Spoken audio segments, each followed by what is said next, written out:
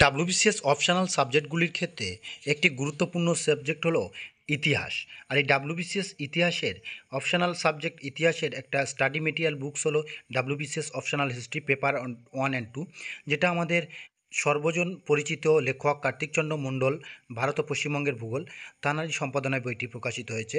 দেবাশিস সাহা এবং দেবপম দাস এই দুজনই লিখেছেন। যিনি দেবাশিস সাহা সম্পর্কে আমরা একটু জানবো। তিনি হলেন যে রাইসের এবং আনএকাডেমিতে অনেক দিন ধরে পড়িয়েছেন। তারপরে তিনি আরও অন্যান্য অনেক প্রতিষ্ঠানের সঙ্গে যুক্ত। তাছাড়া দেবপম দাস হলেন একজন আর্মি পাবলিক স্কুলের শিক্ষক। দুজনই স্বনামধন্য। তো এবার আমরা জানবো বইটার দাম কত করা হয়েছে। বইটার দাম করা হয়েছে 480 টাকা, যেটা আমরা মণ্ডল প্রকাশনী .com থেকে কিনতে পারবো বা এই হোয়াটসঅ্যাপে যোগাযোগ করতে পারি।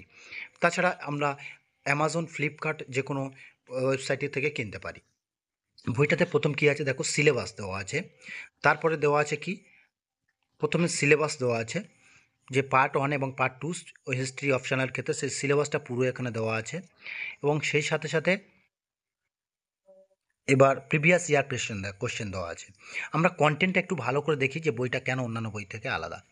দেখো কন্টেন্টে কী আছে, 2020 থেকে 22 পর্যন্ত প্রশ্নের সলভ করা আছে ডাব্লিউবিসিএস অপশনাল হিস্ট্রির ক্ষেত্রে যে প্রশ্নগুলি এসেছিল। তারপরে পার্ট 1-এ যে টপিকগুলো থেকে হচ্ছে কি সিলেবাসের অন্তর্ভুক্ত সেগুলো থেকে নোট করা আছে বা স্টাডি মেটেরিয়ালস দেওয়া আছে।